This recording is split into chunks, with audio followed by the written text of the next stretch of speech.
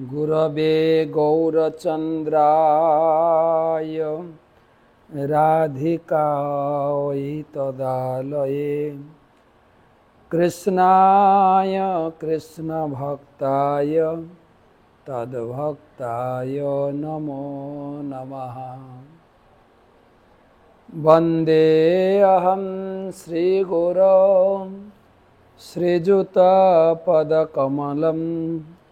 श्रीगुरोन् वैष्णवांश्च श्रीरूपं साग्रजातं सहगना रघुनाथान्वितं तं सजीवं साद्वैतं सावधूतं परिजनसहितं कृष्णचैतन्यदेवं श्रीराधाकृष्णपादं सहगना ललिता श्रीविशाखान्वितांश्च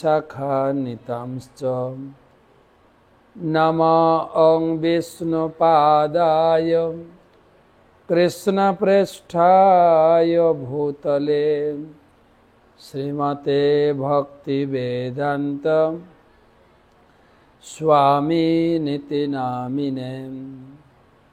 नमस्ते सारस्वते देवे गौरवाणी प्रचारिणे निर्विशेष शून्यवादी पाश्चात्यदेशतारिणे।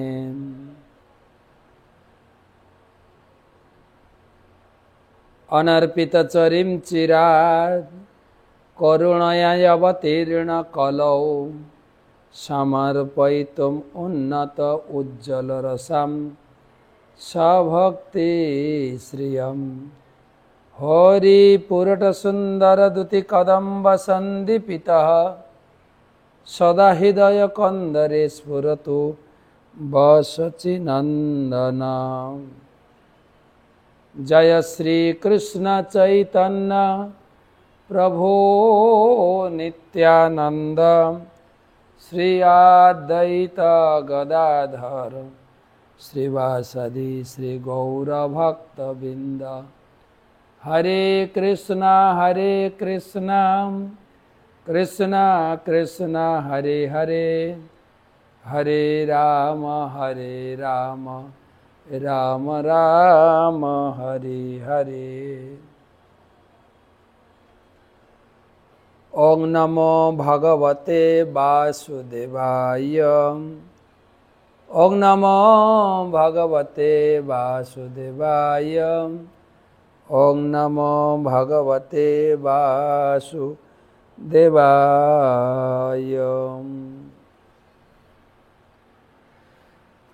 नारायणं नमस्कृत्य नरं चैव नरोत्तमं देवीं सरस्वतीं व्यासं ततो जयमुदीरयेत्।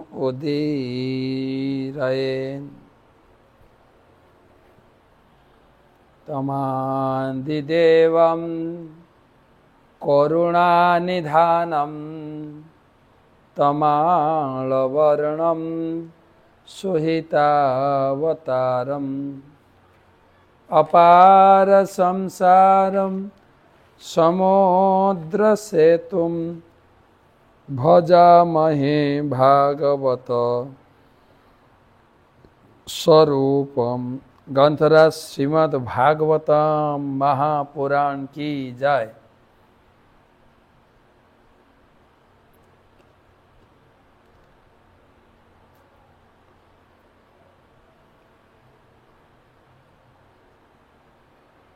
আমরা ফিরে এলাম ভাগবত পাঠে। ভাগবত রসমাধুরী 1085তম ভাগবত রসমাধুরী ক্লাসের আজকে হচ্ছে শ্রীমদ্ ভাগবত মহাপুরাণ পঞ্চম স্কন্ধ চতুর্দশ অধ্যায় প্রথম শ্লোক থেকে আমরা আলোচনা করব।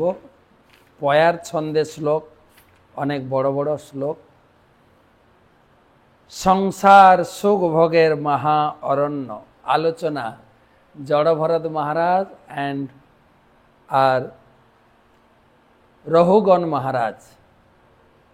রহুগণ মহারাজকে কেন্দ্র করে ভাগবত আমাদেরকে সংসারের যে নগ্ন চিত্র, নিজেদের মধ্যে কত ভালোবাসা, তার একটা প্রকাশ্য উপলব্ধিমূলক চিত্র তুলে ধরা হয়েছে। তো সেই আলোচনা প্রসঙ্গে আজকে 1085তম রসমাধুরী ভাগবত রসমাধুরী সেমিনার। প্রথমে সকলকে জানাই কৃষ্ণ প্রীতি শুভেচ্ছা অভিনন্দন। গুরুপাদ পদ্মে প্রণাম নিবেদন করে তার অহেতুকী কৃপা আশীর্বাদ প্রার্থনা করি। নমঃ বিষ্ণুপাদায় কৃষ্ণ পৃষ্ঠায় ভূতলে শ্রীমতে জয়পতাকা স্বামিনিতি নামিনে নমাচার্য পাদায় নিতাই কৃপা প্রদায়িনে গৌরকথা ধামদায় নগর গ্রাম তারিণে। তো এতদিন আমরা প্রায় এক সপ্তাহের উপর আমরা রঘুনাথ দাস গোস্বামীর গৃহত্যাগ বৈরাগ্যপূর্ণ জীবন আমরা শ্রবণ করলাম। আর এটাও তার সঙ্গে অনেকটা সংযোগ, সংসারে এত কিছু থাকা সত্ত্বেও রঘুনাথ কিভাবে সংসারের তিক্ততা অনুভব করতেন এবং মহাপ্রভুর সেবা সুখ তাকে এমনভাবে আনন্দ প্রদান করেছিল, এই সমস্ত বিষয়, সম্পত্তি, সুন্দরী স্ত্রী তিনি অনায়াসে পরিত্যাগ করতে পেরেছিলেন। এখন তারই সেই সংসারের যে প্রত্যেকের কি কি রোল, স্ত্রীকে, পুত্রকন্যা, পিতামাতা, আত্মীয় স্বজন, তাদের যে অভিনয় ভাগবত খোলসা করে বলছেন। খোলসা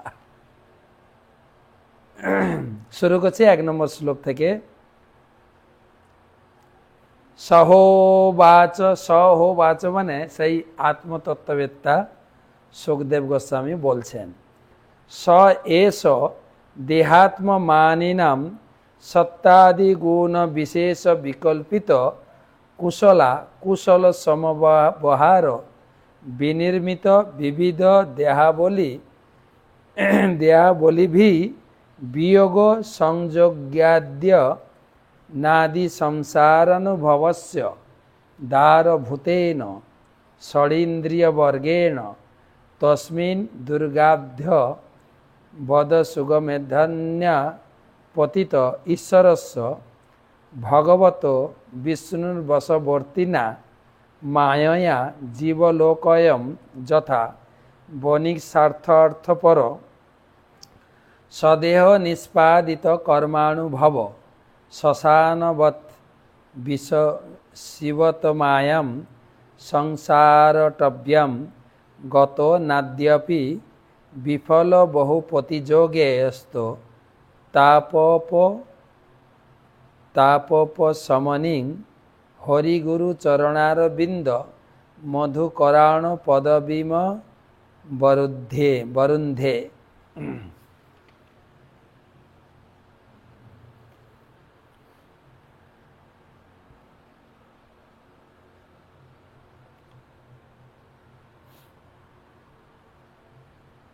অনুবাদ অনেক বড় গদ্য আকারের শ্লোক।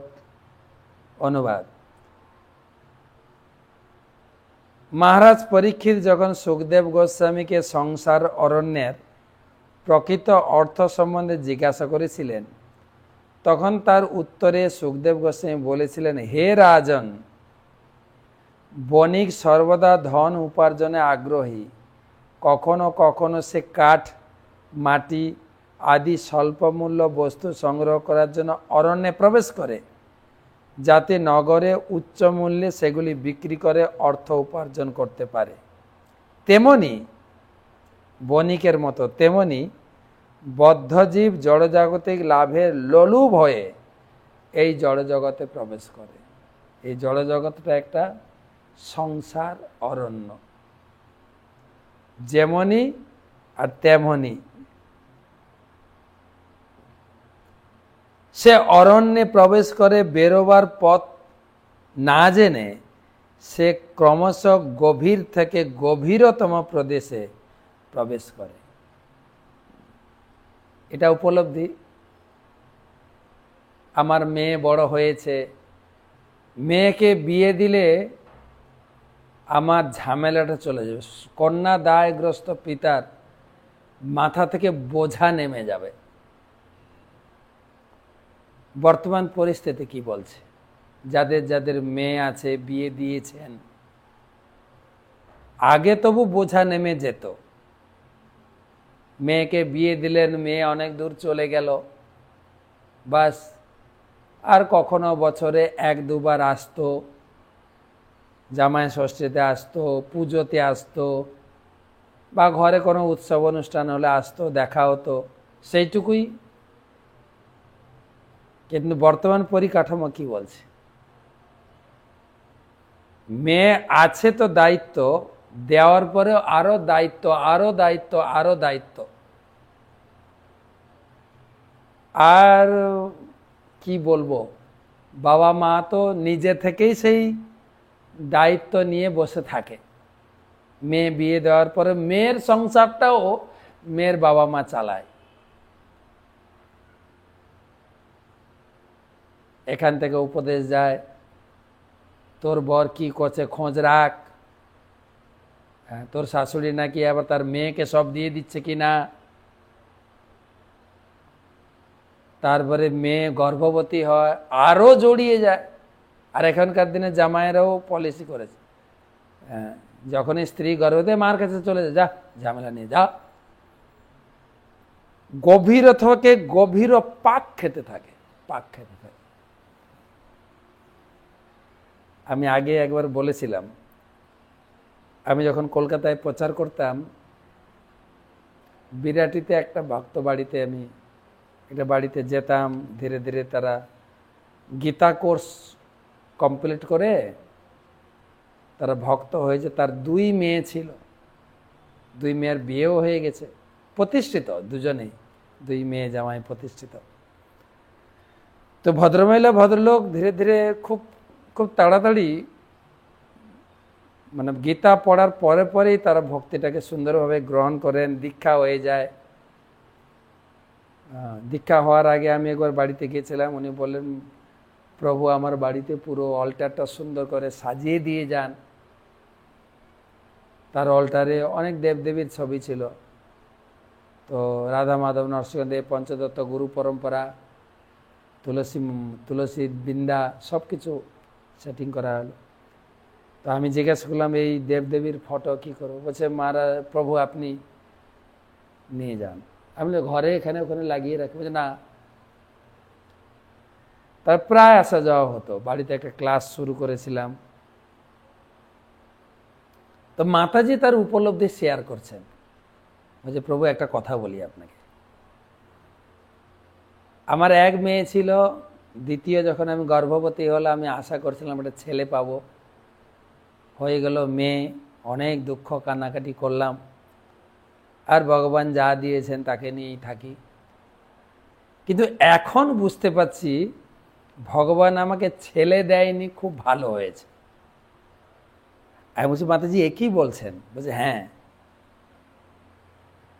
ঘরে আমার কেউ নেই, আমি আমার স্বামী দুজন বুড়ো বুড়ি থাকি, ঠাকুর সেবা করি, ভগবানকে ভোগ নিবেদন করে 3 বেলা প্রসাদ পাই, খুব ভালোই কাটে। 16 মালা জপ করি, ভাগবত পড়ছি, সকাল সন্ধ্যা ভগবানের আরতি করি, এবং পাশাপাশি কোথাও আমাদের ভক্তদের প্রোগ্রাম থাকলে তারা ডাকে যাই, ভালোই কাটে। মুশকিল হয় কখন জানেন? দুর্গাপূজার সময়। কেন? দুটো মেয়েই তার পরিবার নিয়ে আসে। মেয়ে কখনো জামাই থাকে, মেয়ে ছেলে মেয়ে সব গাদা নিয়ে থাকে। আর সেই সময়টা আমার এত কষ্ট হয়ে যায়, রান্না বাড়া কিচির মিচির করে সব সময় কানের কাছে, বিরক্ত আর বিরক্ত।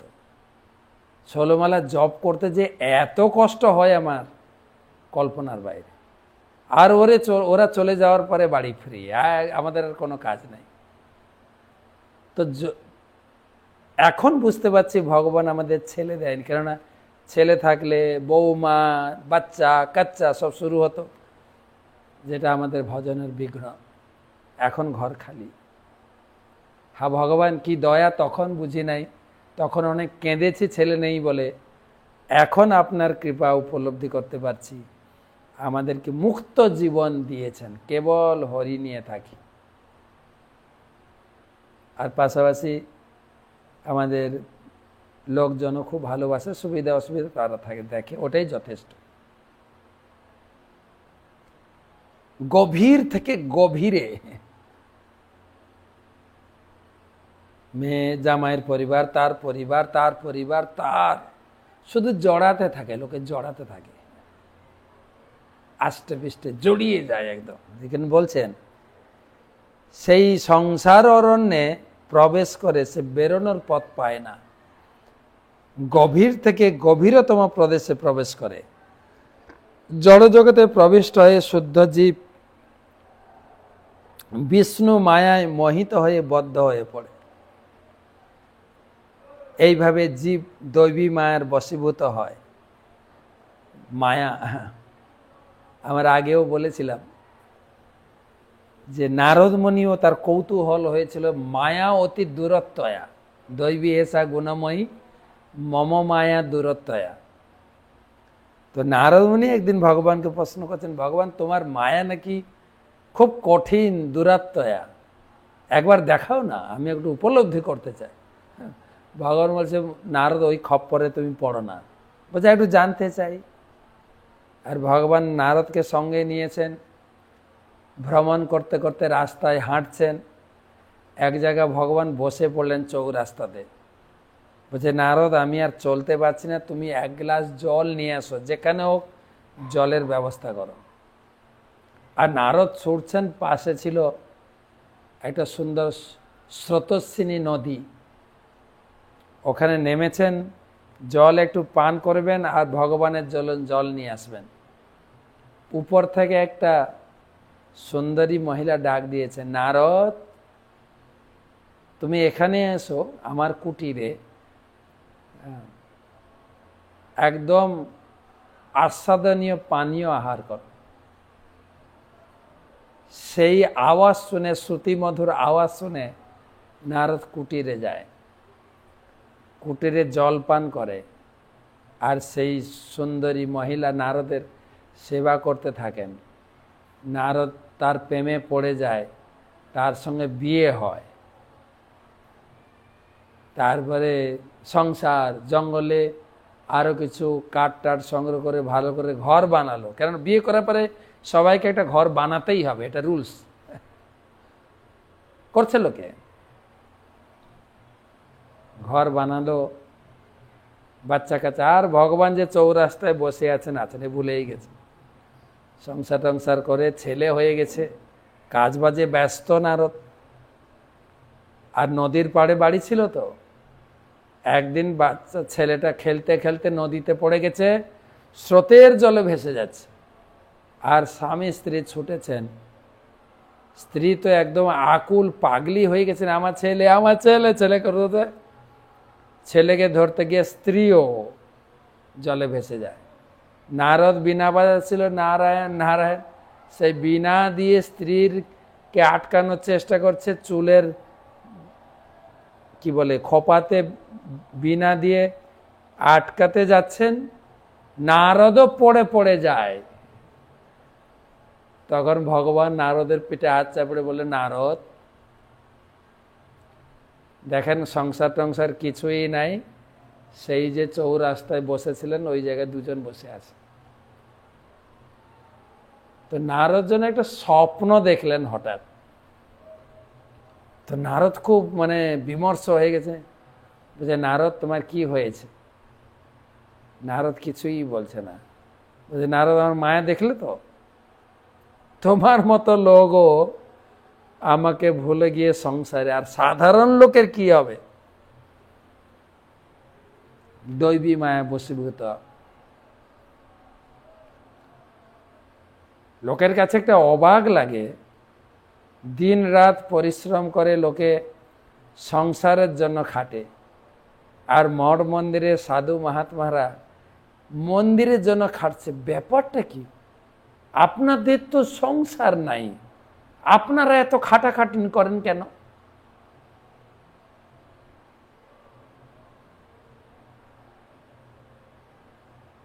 স্বতন্ত্র হয়ে এবং অরণ্যে বিভ্রান্ত হয়ে সে ভগবানের সেবায় সর্বদা যুক্ত ভক্তের সঙ্গ লাভ করতে পারে না। দেহাত্মবুদ্ধিতে আচ্ছন্ন হওয়ার ফলে সে মায়ের বশীভূত হয়ে একের পর এক বিভিন্ন প্রকার শরীর ধারণ করে এবং সত রজ তমগুণের দ্বারা প্রভাবিত হয়ে কর্মে প্রবৃত্ত হয়। এইভাবে বদ্ধজীব কখনো স্বর্গে, কখনো মর্তে, কখনো নরকে, নিম্ন যোনিতে বিচরণ করে। এইভাবে সে বিভিন্ন শরীরে নিরন্তর দুঃখ দুর্দশা ভোগ করে। কখনো ভালো কাজ করে স্বর্গে চলে যায়, আবার ক্ষীণে মুন্নে মর্তলোক আবার নিচে আসে, কবু স্বর্গে কবু নরকে, নদীতে দণ্ডজনে রাজা যেন নদীতে চুবায়। কখন স্বর্গে সুখ ভোগ।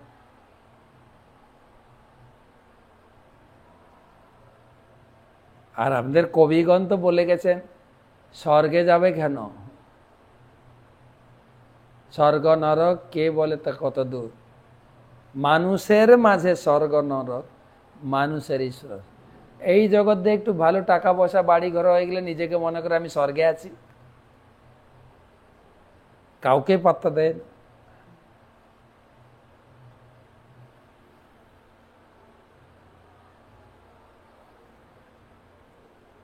এইভাবে সে বিভিন্ন শরীরে নিরন্তর দুঃখ দুর্দশা ভোগ করে। তার কর্ম কখনো শুভ, কখনো অশুভ, কখনো মিশ্র। কখনো ভালো কাজ করি, কখনো খারাপ কাজ করি, কখনো ভালো খারাপ মিশিয়ে মিশ্র। বদ্ধজীব তার মনোধর্মের ফলে এই সমস্ত দৈহিক অবস্থা প্রাপ্ত হয়। সে তার মন ও পঞ্চ জ্ঞানেন্দ্রিয় ব্যবহার করে, তার ফলে বিভিন্ন অবস্থায় বিভিন্ন প্রকার শরীর প্রাপ্ত হয়। বহিরঙ্গা মায়া শক্তির নিয়ন্ত্রণাধীনে ইন্দ্রিয়গুলি ব্যবহার করার ফলে জীব এই জড় জগতে বিভিন্ন দুঃখ দুর্দশা ভোগ করে। প্রকৃতপক্ষে এই দুঃখ দুর্দশা থেকে উদ্ধার পেতে চায়, কিন্তু কখনো বহু কষ্টে দুঃখ দুর্দশার উপশম হলেও সে সাধারণত ব্যর্থ হয়। যখন সবাই বলে দেখবেন দাদা কেমন আছেন, ভালো আছে। হসপিটালেও গিয়ে জিজ্ঞেস করেন দাদু কেমন লাগছে, ভালো আছে তো? হ্যাঁ রে ভালো আছি। হসপিটালে শুয়ে শুয়ে লোকে বলে।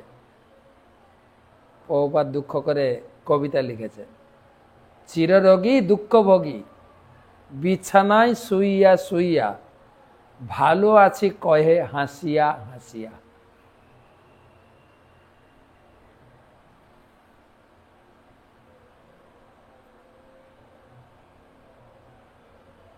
প্রকৃতপক্ষে সেই দুঃখ দুর্দশা থেকে উদ্ধার পেতে চায়, কিন্তু কখনো কখনো বহু কষ্টে দুঃখ দুর্দশার উপশম হলেও সে সাধারণত ব্যর্থ হয়।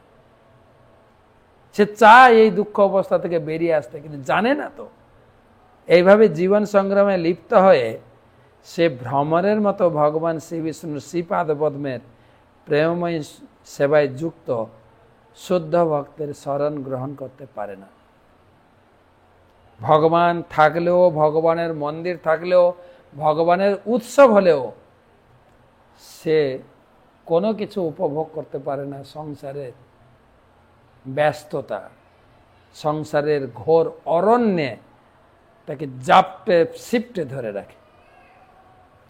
এই গেল অনুবাদ। আমি তাৎপর্য পড়েছি, আপনাদের সামনে তাৎপর্য আর পড়ছি না।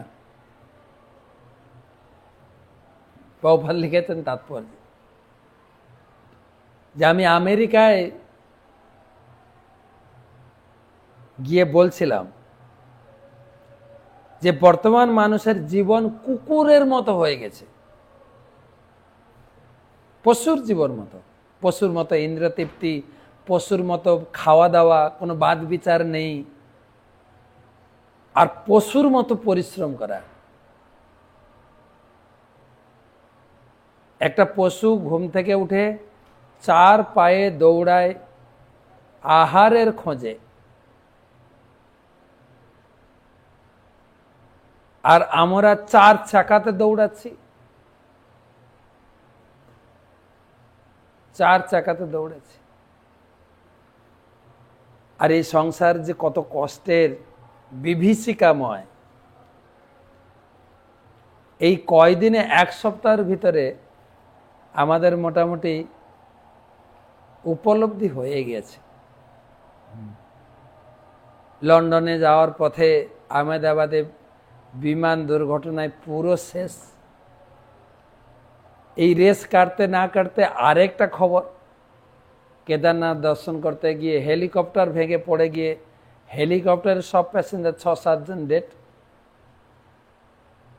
আর রবিবারে একটু ভ্রমণ করতে গিয়ে সেই পুনের পাশে যে ইন্দ্রাণী নদী আছে, তার ব্রিজ ভেঙে পড়ে কত লোক জলে ভেসে যাচ্ছে। বিপদ, বিপদ আর বিপদ। তাছাড়া তো আরো কত কিছু রয়েছে, রাজনৈতিক ডামাডোল, নিজেদের ভিতরে মারপিট, উত্থান পতন চলছেই। ভোটে জিতে গেলেন, মনে হচ্ছে যেন স্বর্গ প্রাপ্তি হয়ে গেল। কত বছর?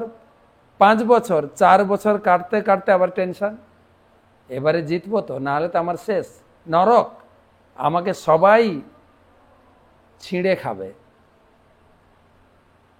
এই স্বর্গ নরক, স্বর্গ নরক। 2 নম্বর শ্লোক। যস্যামু হবায়েতে ষড়িন্দ্রিয়মানঃ কর্মণা দস্যব এবতে তজ্যথা পুরুষস্য ধনম যৎ কিঞ্চিৎ ধমৌ পৈকম বহুকিস্রাধিগত সাক্ষাৎ পরম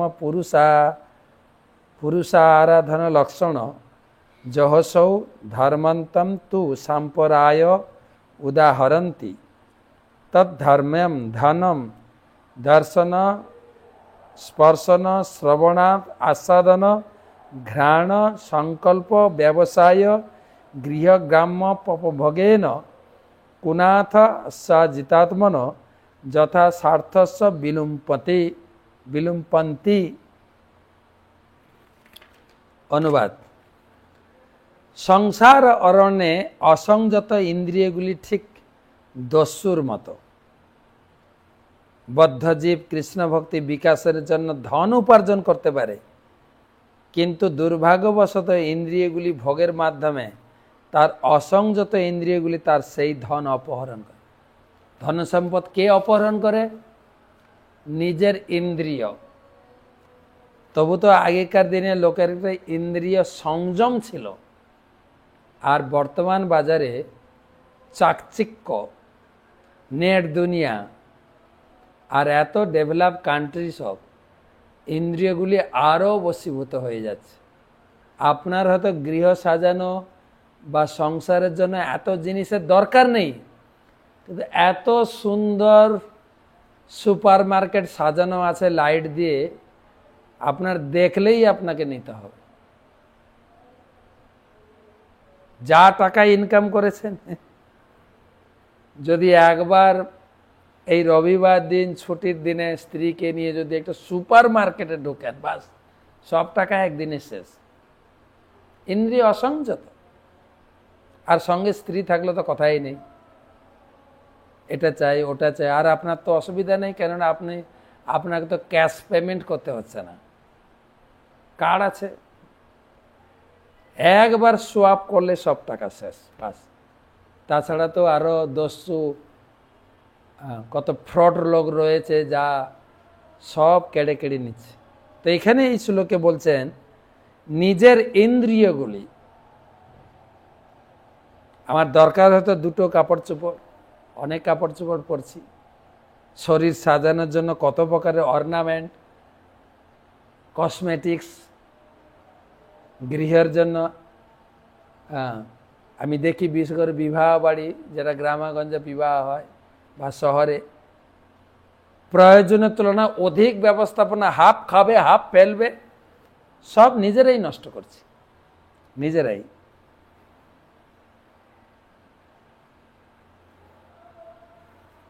মার্কেটের কথা বলছিলাম, আমাদের দেশে কি বলে, আগে এক একটা দ্রব্য এক একটা দোকান থেকে কেনা হতো। কাপড় দোকানে কাপড় পাবেন, ওষুধ দোকানে ওষুধ পাবেন, বাসন কোসনে বাসন পাবেন, রেস্টুরেন্ট হোটেলে খাবার পাবেন। এখন তো একটা দোকানে সব পাবেন, আপনাকে আর কোথাও যেতে হবে না, সব আপনার ঘরের ছুঁচ থেকে একদম চণ্ডী মানে শাস্ত্র পর্যন্ত সব পেয়ে যাবেন। বাচ্চাদের জিনিসপত্র, বুড়ো বুড়ি জিনিসপত্র, বিছানাপত্র, ঘর সাজানো আসবাবপত্র, ইলেকট্রনিক্স, আপনার ঘরের উনুন, চুলা, চিমনি, সব ঘর সাজানো, শরীর সাজানো, ইন্দ্রিয় সাজানো, সব পাবে। আর সব সময় নতুন নতুন জিনিস আসছে, নতুন নতুন। হাফ ব্যবহার করে ফেলে দিচ্ছে লোক। ইন্দ্রিয়গুলো জিনিস আমার টাকা পয়সাগুলো হরণ করছে না। আমি বলছিলাম এখন হয়ে গেছে সুপার মার্কেট। আগে চলে আলাদা দোকান, তারপরে ডিপার্টমেন্টাল শপ, এখন সুপার মার্কেট। উন্নত দেশগুলিতে দুবাই, সিঙ্গাপুর আমি দেখেছি, বা ইউরোপ, লন্ডন, এসব জায়গায় আবার হাইপার মার্কেট। সিঙ্গাপুরে একটা দোকান আছে দেখি, মুস্তাফা, ও যে কত দূর পর্যন্ত দোকান, আর খুব প্রসিদ্ধ দোকান, প্রচুর লোক কিনছে। তো হাইপার মার্কেট, বড় বড় এখন শপিং মলে আপনার মানে ক্যাশ কাউন্টারও নেই, আপনি শুধু নিজের জিনিস কিনবেন, নিজের মতো নিজেই মেশিনে যাবেন, জিনিসপত্র আপনি নিজে পেমেন্ট করে চলে যাবেন, কেউ লোক নাই। আর যখন পেমেন্ট করতে যাবেন, প্রত্যেকটি দ্রব্য যখন বিল দাঁড়াবে, সেই বিল দেখে আপনার হাইপার টেনশন হবে। সেই জন্য দোকানের নাম হাইপার মার্কেট লিখে দিয়েছে। সব নিজের ইন্দ্রিয়রা দস্যুর মতো টাকা অপহরণ করছে। ইন্দ্রিয়গুলি দস্যু সদৃশ, কারণ দর্শন চোখে দেখে সামলাতে পারে না, ঘ্রাণ, স্বাদ, স্পর্শ, স্বাদ। মার্কেটে গেলেই দেখবেন দোকানে হয়তো চপ বিক্রি হচ্ছে, কিন্তু বোতল সব সাজানো আছে, কালারিং বোতল, একদম চোখকে টেনে নিয়ে যাবে, আসো না একটু খাও। আর এখন হয়ে গেছে ফ্যামিলি রেস্টুরেন্ট, ঘরে কেউ খায় না, ফ্যামিলি বসবে রেস্টুরেন্টে, অর্ডার দেবে, আর হাফ খেয়ে ফেলে পালিয়ে আসবে। দেখেন নিজের ইন্দ্রিয়গুলো টাকা পয়সা নষ্ট করছে কিনা। তাই দর্শন, ঘ্রাণ, স্বাদ, স্পর্শ, শ্রবণ, বাসনা, সংকল্পের দ্বারা অনর্থক টাকা ব্যয় করে। এইভাবে বদ্ধজীব তার ইন্দ্রিয় সুখভোগ করতে বাধ্য হয়, তার ফলে তার সমস্ত ধন ব্যয় হয়ে যায়। প্রকৃতপক্ষে এই ধর্ম অনুষ্ঠানের জন্য, এই ধন ধর্ম অনুষ্ঠানের জন্য উপার্জন করা উচিত ছিল, কিন্তু দস্যু সদৃশ ইন্দ্রিয়গুলি সেই ধন অপহরণ করে নেয়, করছে। তাই এখানে সুখদেব গোস্বামী বলছেন, আপনার ইনকামের কিছু টাকা ভগবানের সেবায় ব্যবহার করুন, করা উচিত, কিন্তু ঘরেই কুলাচ্ছে না, যা দরকার নেই উল্টো পাল্টা খরচা করে নষ্ট করছে। আরেকটা শ্লোক পড়ি, অথচ যত্র কৌটুম্বিকা দ্বারাপত্যাদয় নামনা কর্মণা বৃক সিগালা এবা নিচ্ছতোপি কদর্যস্য কুটুম্বিন উৎকরণবৎ সংরক্ষ্যমাণম মিশতোপি হরন্তি। হে রাজন, জড়জগতে স্ত্রী পুত্র আদি কেবল নামে মাত্রই আত্মীয়। এবার সরাসরি বাড়ি মারছেন, নিজের ইন্দ্রিয়ের কথা বললেন, তুমি নিজেই তোমার জিনিস নষ্ট করছো। এখন স্ত্রী পুত্রকে ধরেছেন সুখদেব গোস্বামী। এর আগের অধ্যায়েও আলোচনা হয়েছে। স্ত্রীরা আবার রেগে যাবেন না প্লিজ। একজন মাতাজি লিখেছেন, শুধু স্ত্রীরা কি শিগাল বাঘের মতো, আমাকে দোষারোপণ করবেন না প্লিজ। সুখদেব গোস্বামীর কথা আমি পড়ে শোনাচ্ছি। স্ত্রী পুত্র আদি কেবল নামে মাত্রই আত্মীয়, কিন্তু প্রকৃতপক্ষে তারা ব্যাঘ্র আর শিগালের মতো আচরণ করে। স্ত্রী হচ্ছে বাঘ আর পুত্র কন্যা হচ্ছে শিগাল। কত বড় কড়া কথা ভাগবতম বলছেন দেখেন। মেষ পালক যথাসাধ্য তার মেষ সংরক্ষণ করার চেষ্টা করে, কিন্তু ব্যাঘ্র ও শিগালেরা বলপূর্বক তার অপহরণ করে নেয়। তেমনি কৃপণ মানুষ যদি সাবধানতার সঙ্গে ধন আগলে রাখতে চায়, তবুও তার পরিবারের লোকজন তার সমস্ত ধন সম্পদ বলপূর্বক অপহরণ করে। একে তো নিজের ইন্দ্রতৃপ্ত, এটা চাই ওটা চাই, চোখের লালসায় শুধু কিনতে আছি, ঘর সাজাতে আছি, টাকা পয়সা নষ্ট হয়। আর দ্বিতীয় জন হচ্ছে বাঘ শিগাল, স্ত্রী আর সন্তান, তারা নষ্ট করে টাকা পয়সা, চোখের সামনে নষ্ট করছে, চোখের সামনে।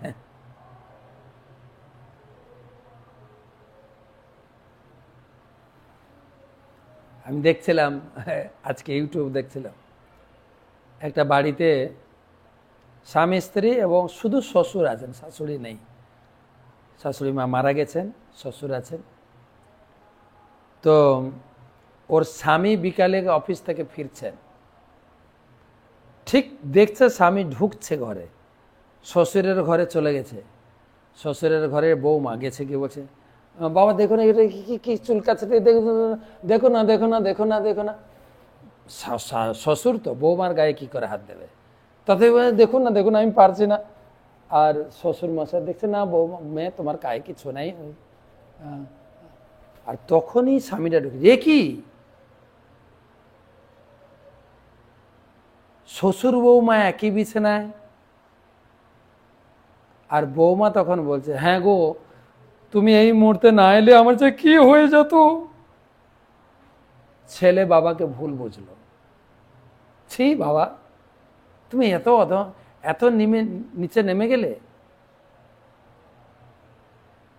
আমি তো বিশ্বাস করতে পারছি না। বাবা বুঝাতে চেষ্টা করছেন, দেখো না আমি এরকম কিছু করিনি, তোমার বৌমা বলতে যাচ্ছেন, ছেলে শুনছে না। তুমি এর যদি কিছু বিধান, বৌমা বলছে তুমি এর যদি কিছু বিধান না করো আমি কিন্তু গলায় দড়ি দেবো। বলে তুমি কি শাস্তি চাও বাবা? না বাবাকে আর কি শাস্তি দাও, বাবাকে তুমি বৃদ্ধাশ্রমে পাঠিয়ে দাও। কি করবে আর? ছেলে বলেন বাবা তুমি ব্যাগ বোর্ডিং গুছাও। আর বাবা কি বলবেন, অপবাদ হয়ে গেছে, না হলে এসব। ছেলে বলছে তুমি যদি না যাও পরবর্তীকালে আত্মীয় স্বজন পাড়া পড়েছি জানবে, আমাদের মুখ থাকবে না যে বৌমা শ্বশুরের কীর্তি। কিন্তু ঘটনা ঘটলো অন্যরকম। পরের দিন বাবাকে নিয়ে গেছে, নিয়ে গিয়ে বৃদ্ধাশ্রমে যায়। একটা ভালো দামি ফ্ল্যাটে উঠেছে, যেখানে দুটো ঘর আছে। ছেলে বাবা গেছে, বৌমা ঘরে আছে। তো গেছে, তখন বাবা বলছে তুই এখানে কোথায় নিয়ে এলি আমাকে? তুই বললি বৃদ্ধাশ্রমে নিয়ে যাবি, কিন্তু এত সুন্দর ঘর, তারপরে দুটো ঘর, এত সুন্দর সাজানো গোছানো, কোথায় নিয়ে এসছো তুমি? দুটো খাট কেন? বলছে আমরা দুজন থাকো। বলে তার মানে? হ্যাঁ বাবা, আমি আর তুমি এই ফ্ল্যাটটা আমি নতুন কিনেছি, এখন এই ফ্ল্যাটে আমি তুমি থাকো। তো বৌমা? বৌমা এখন পরকীয়াতে পড়ে গেছে, তাকে আমি ত্যাগ করেছি। দেখেন, ছেলেকে বুঝতে হবে, কিন্তু শুধু বৌমার কথা শুনলে হবে না। তারপরে বৌমা ফোন করেছে স্বামীকে, কি গো তুমি কোথায়? বলে আমি বৃদ্ধাশ্রমে। তো বাবাকে বৃদ্ধাশ্রমে রাখতে এত সময় লাগে? বলে এত সময় লাগে না, আমি আর বাবা দুজনেই বৃদ্ধাশ্রমে থাকবো, আমি আর ঘরে যাচ্ছি না, আমার ওই ঘরটা আমি বিক্রি করে দিয়েছি। হ্যাঁ? কেন? না তুমি যার সঙ্গে থাকতে চাইছো, বাবাকে ঘর থেকে বের করে আমি সারাদিন অফিসে থাকবো, আর বাবাও থাকবে না, তুমি সারাদিন পরকিয়া করবে, তুমি তার সঙ্গেই থাকো, আমি তোমাকে কয়েকদিনের ভিতরে ডিভোর্স লেটার পাঠিয়ে দিচ্ছি। বাস, সংসারের চিত্র, স্ত্রী পুত্র চলছে। প্রভুপাদ খুব কঠিন কথা লিখছেন এখানে এই শ্লোকের তাৎপর্য। অনুবাদে বলা হয়েছে যে কৃপণ মানুষ যদিও সাবধানতার সঙ্গে ধন আগলে রাখতে চায়, কিন্তু এই স্ত্রী পুত্র তার পরিবার সব ধন অপহরণ করে নেয়। প্রভুপাদ লিখছেন তাৎপর্যে, दिन का डाकिनी रात का बाघिनी पलक पलक लहू चसे ऐसे दुनिया बाहुरा होकर घर घर बाघिनी पूजे। हिंदी कवि সম্ভবত তুলসীদাস উনি লিখেছেন, প্রত্যেক ঘরে স্ত্রী হচ্ছেন দিনের বেলা বাঘিনী, রাত্রে বেলা ডাকিনী। আমি বলছি না, কিন্তু খারাপ ভাবে নেবেন না, ভাগবত में লেখা আছে এবং মহান বিদ্বান পণ্ডিতরাও বলে গেছে। বাঘিনী আর ডাকিনীর একটাই কাজ, পুরুষ লোকের রক্ত চোষা। দিনের বেলা হাড় জল করে রক্ত ঘামে পরিণত হয়ে মাটিতে পড়ে, আর সেই টাকা উপার্জনের জন্য। দিনের বেলা রক্ত নষ্ট হচ্ছে টাকা ইনকামের জন্য, আর রাত্রেবেলা যৌন সঙ্গের মাধ্যমে বীর্য নষ্ট হচ্ছে, ওটাও রক্ত থেকে তৈরি। রাত্রে ডাকিনীর মতো রক্ত চুষা, আর দিনের বেলা টাকা ইনকামের মতো ঘাম রক্তকে জল করা। শ্রী প্রভুপাদ লিখছেন যে পত্নীকে দিনের বেলা ডাকিনীর সঙ্গে তুলনা করা হয়েছে, রাত্রে বাঘিনীর সঙ্গে তুলনা করা হয়েছে। তার একমাত্র কাজ হচ্ছে দিন রাত পতির রক্ত চোষা। পতিকে দিনের বেলা রক্ত জল করে গৃহস্থলীর জন্য অর্থ উপার্জন করতে হয়, আর রাত্রে মৈথুন সুখের জন্য তাকে বীর্য রূপে রক্ত ক্ষয় করতে হয়। এইভাবে পত্নী দিন রাত তার রক্ত ক্ষরণ করে, কিন্তু তা সত্ত্বেও সে উন্মাদের মতো অত্যন্ত সাবধানতার সঙ্গে তার ভরণ পোষণ করেই চলে। সেই রকম সন্তান সন্তানেরা বাঘ শিগাল নেকড়ের মতো, বাঘ শিগাল এবং নেকড়ের যেমন মেষ পালকের সতর্ক প্রতিরক্ষা সত্ত্বেও মেষ অপহরণ করে নেয়, তেমনি পিতা অত্যন্ত সতর্কতার সঙ্গে টাকা আগলে রাখলেও তার ছেলে মেয়েরা টাকা সব নষ্ট করে দেয়, চোখের সামনে টাকা পয়সা নষ্ট করছে। এইভাবে পরিবারের সদস্যদের স্ত্রী পুত্র ইত্যাদি আদি বলা হলেও প্রকৃতপক্ষে তারা হচ্ছে হিংস্র পশু। কথাগুলো অনেক কঠিন বা কড়া হয়ে যাচ্ছে, কিন্তু নিছক সত্য কথা। মায়ের দ্বারা প্রভাবিত হয় আমরা হয়তো অনেকে এই কথাগুলো মানতে পারবো না, কিন্তু এটা বাস্তব কথা।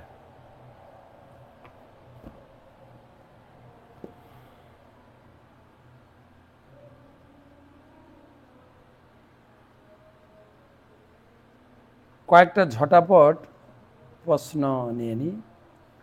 রসনিধি রংপুর থেকে, মহারাজ কৃপা করে বলবেন আমরা কেন, আচ্ছা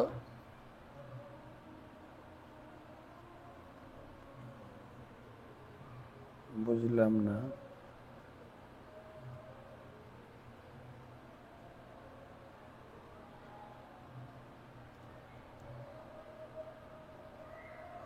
তো অন্নপ্রাশন, বিবাহ, শ্রাদ্ধ এই সমস্ত আমাদের কি পঞ্জিকা দেখে করতে হয় না আমরা যে কোনো ভালো দিন করতে পারি? ভক্তদের কি পঞ্জিকা মানতে হয়? অবশ্যই পঞ্জিকা মানবেন। পঞ্জিকাতে লেখা আছে দিনক্ষণ বিচার করে কোন দিন গৃহপ্রবেশ হবে, কোন দিন অন্নপ্রাশন হবে, কোন তিথিতে বিবাহ হবে, শ্রাদ্ধ হবে, এগুলো দেখে পঞ্জিকা দেখে করতে হয়। পঞ্জিকার লগ্ন তিথি, যারা ব্রাহ্মণ মশাই এসব অনুষ্ঠান করেন তারা এগুলো জানেন,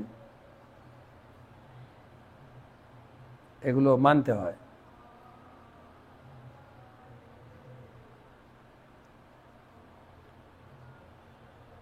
পূর্ণিমা চক্রবর্তী, গুন্ডিচা মন্দির মার্জন অনুষ্ঠান খুব ভালো লাগলো। আমি যেটুকু ধরতে পেরেছি, হৃদয় মন্দির স্বচ্ছ রাখা, যেখানে ভগবান রয়েছেন। মহারাজ যদি ভুল হয় ক্লাসে আরেকবার বলবো। না, এটাও ঠিক, হৃদয়কে সবসময় স্বচ্ছ রাখতে হয় যেখানে ভগবান অবস্থান করেন। কি তা সত্ত্বেও আমার ঘর বাড়ি যেখানে ভগবান আছেন, আমার ঘর বাড়ি, আমার নিজস্ব ব্যবহার, নিজস্ব পোশাক পরিচ্ছদ সব কিছু পরিষ্কার থাকা দরকার। ব্যবহারের দিক থেকেও ট্রান্সপারেন্সি রাখতে হবে, পরিষ্কার পরিচ্ছন্নতা, যেটা আমাদের ভারত সরকারের মাননীয় প্রধানমন্ত্রী তিনি চাইছেন যে স্বচ্ছ ভারত। ব্যবহার, আচার আচরণ, শহর বাজার, ঘর বাড়ি ক্লিন। গোপাল পাত্র হুগলি থেকে প্রশ্ন করেছেন, আমি ভগবানকে সকালে সেবা দিই বা পূজা করি হরে কৃষ্ণ মহামন্ত্র বলে। আমি যে ফুলগুলো ভগবানকে নিবেদন করি সেটা স্নান করার আগে তোলা উচিত না স্নান করার পরে তোলা উচিত? আর আমাদের সেবা ভগবান গ্রহণ করছে না, কি করে অনুভব করব? ফুল কখন তুলবেন সেটা ডিপেন্ড করছে আপনার উপরে। যদি আপনার বাড়ির নিজস্ব ফুল হয় স্নান করে তুলুন। অনেক সময় হয় না, স্নান করতে করতে বাইরে যে ফুল আছে রাস্তায় রাস্তায়, অনেকে রাস্তায় ফুল সংগ্রহ করেন, সে তো স্নান করে যেতে যেতে শেষ হয়ে যায়, তাই ভোরে ভোরে লোকে ফুল তোলে অনেকে। তো আপনার পক্ষে সুবিধা, স্নান করে ফুল তুললে পবিত্র হয়, কিন্তু আপনি দেখবেন আপনার সুবিধা মতো। আরেকটা হচ্ছে, আমাদের সেবা ভগবান গ্রহণ করছেন কিনা কি করে অনুভব করব? ভগবান হৃদয় থেকে অনুভব করাবেন আমি তোমার সেবায় খুশি। আর তিনি সেবা গ্রহণ করছেন না করছেন আমাদের তো জানা, অনুভব করার শক্তি নেই, কিন্তু কমপক্ষে আমার কর্তব্য আমি যতটা পারবো ভালো করে সেবা দিয়ে যাব, এটা আমাদের করতে হবে। ঠিক আছে, তাহলে আজকে এই পর্যন্ত রাখি। কালকেও ভাগবতের আলোচনা নিয়ে আসব। এই ধারাবাহিক এই সপ্তাহটা আমরা ভাগবত পাঠ করব, পরে আবার গুন্ডিচা মার্জন যেটা আপনার টক শোতে শুনেছেন, পরের সপ্তাহের প্রথম থেকে আবার গুন্ডিচা মার্জন অধ্যায়টি পড়ব। ঠিক আছে, তাহলে ভালো থাকেন, শুভরাত্রি।